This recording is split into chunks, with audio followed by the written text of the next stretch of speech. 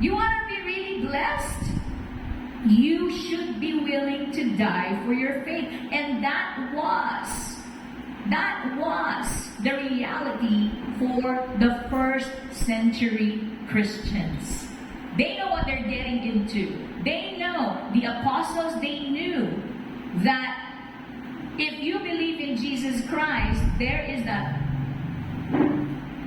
possibility that you will be persecuted, that you will die because you are a follower.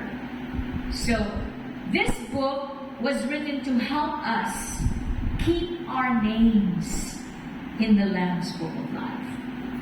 But aren't those things that I mentioned beneficial to us? So isn't learning, studying, digging deeper into the book of Revelation really beneficial? So we really need to study this book. Now, the following scriptures, I'll tell you, indicate that, I mentioned this already, but how do we know who really wrote the book, right? If we are studying a book, we have to establish authorship. When was it written? And things like that. I did mention it earlier, but how do we know that it did him? Of course, the Apostle John revealed himself in Revelation 1:1, in 1:4, in 21:2, in 22:8. He mentioned that he wrote the book. Other suggestions have been made based upon how the rough style of the book, comparing it to John's earlier works, where the early church generally accepted the writer to be the Apostle John, the author of the fourth gospel and the three epistles, the Johannine epistles. Well, John's rough style is evidenced by the original Greek being filled with unpolished editing efforts. He wrote as he was thinking, right? And it included incomplete sentences and fragments. You know, it was only recent, if you're reading your Bible, you have your chapters, you have your verses, di ba? May punctuation marks. That's not the way they wrote before. But because you are adept and you know the language, you know when to stop, when to pause as you're reading the words. You're comprehending as you're reading. That's the way they wrote the letters and the prophetic books before. But 11 times John is rebuked for not writing something down. Meaning, hey, you need to write this down. Baka he's seeing the vision, the angel of the Lord is, talking to him, and yet he may be forgetting. No, you need to write this down. So he instructed, don't forget to write this down. So it seems that he wrote in a hurried manner.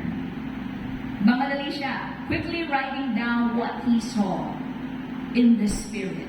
And you will see that in Revelation 4:1, 4:2, it says that, and immediately I was in the Spirit.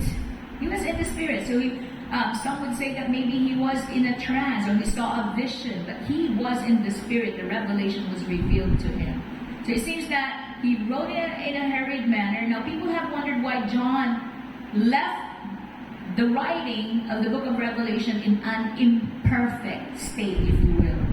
Kasi nga, it's not polished, it's not edited. Right now I have been trying to edit my book over and over again, and in the process of editing, I keep adding additional information maybe, then I have to re-edit again. The books that you get to read, not just your textbooks from school, it has gone through many editing sessions. Even the songs that you hear, right? Your favorite worship songs. It goes through many editing sessions. The book of Revelation was not edited. It was the way he received the revelation. So could it be that John respected the final words of Jesus? That he respected it. Because it says, let no one add. He heard it and he wrote it. Let no one add or take away anything from this book, lest he suffers. So he dared not even adjust his initial copy. That's just the way it is. So later, however, the editors did clean it up, for the masses to read, so we can understand it. That's why now we have the periods, now we have the punctuations, and Even translations of a translation.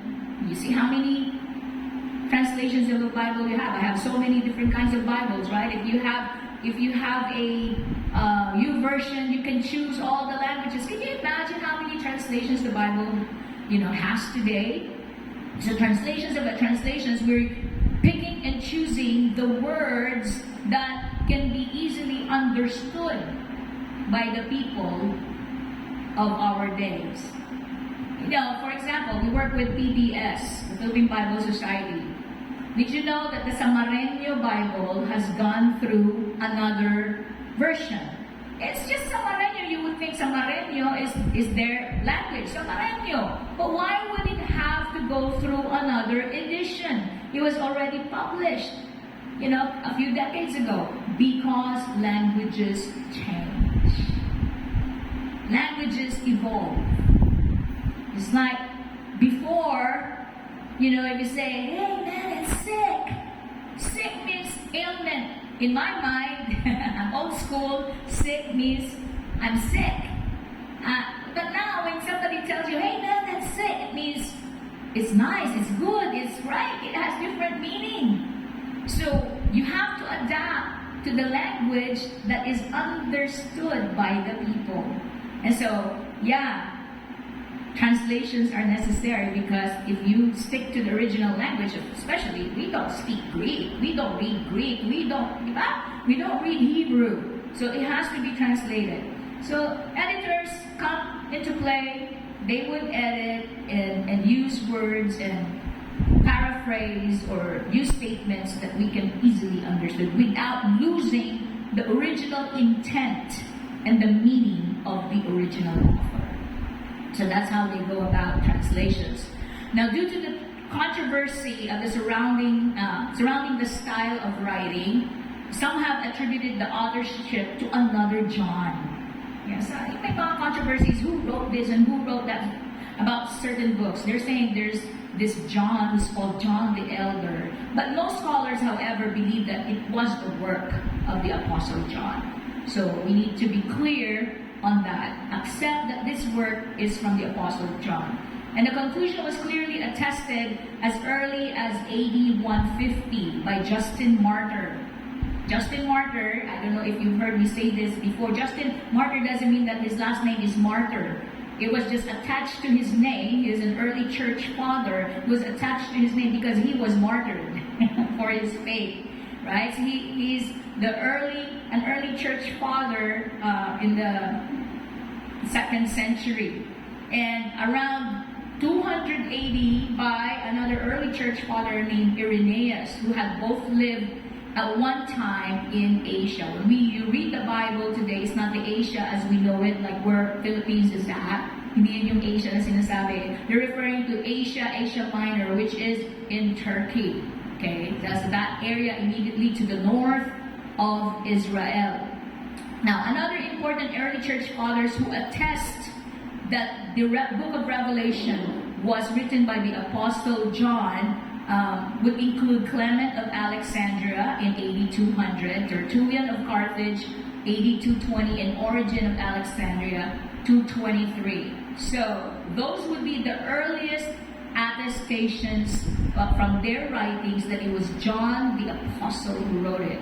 So, we cannot take anything later than that because they're the ones who lived closest to the apostles. So tradition has it that the Apostle John meaning, has founded the churches in Smyrna, in Pergamos, in Sardis, in Philadelphia, in Laodicea, in Thyatira. How is this relevant? Well, these are the churches that are addressed in the book of Revelation in chapters 2 and 3, right? Now, while at Ephesus, another church that's mentioned, while at Ephesus, the Emperor Domitian ordered John, sent to Rome, condemned to a cauldron of boiling oil. So, a miracle occurred in his favor. The oil did not harm him. Ibig sabihin, they condemned the Apostle John to be killed. Isipin mo, malaking kawa. These days, if you go to resorts like Boracay or in Laguna and Cavite, they have a lot of resorts and may mga I'm looking for a word that you can relate to in Tagalog. But anyway, their attraction basically is one malaking kawa where there's a spa, hot water. So it's supposed to be soothing, kind of like into a hot springs, but it's in a kawa. Or you are in a spa, and then maybe there are some fragrances, but that's the opposite with the Apostle John.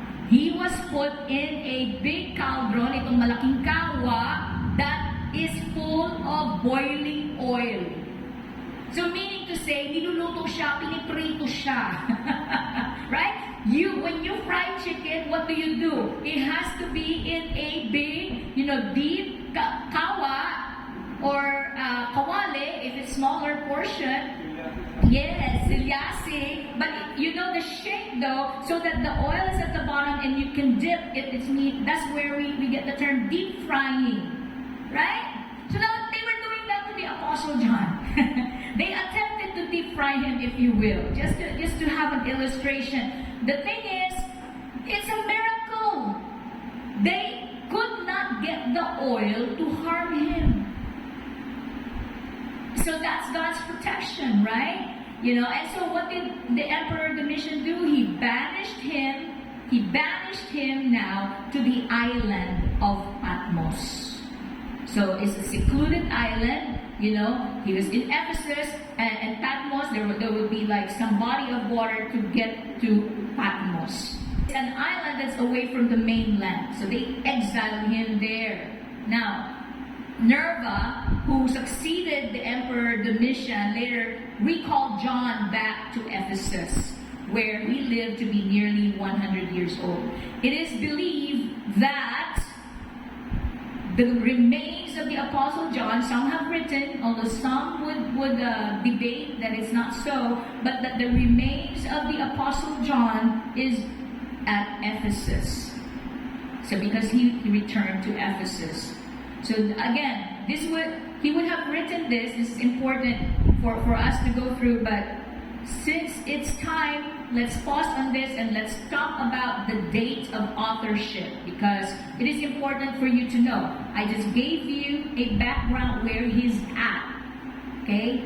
Where he was exiled. Because the date of the revelation the date of the revelation and the date of the authorship when he wrote it does not match. So let's take a look at that next weekend. So thank you for listening. I would encourage you to begin reading the book of Revelation, because it would take time for us to process it again and again. And what we're going to do in the subsequent weekends, again, I said maybe it will take us a year to go through this book, but nevertheless, we will break down all of the verses, verse by verse, and have a proper understanding of what we're getting into. So, thank you for listening. Have a blessed week.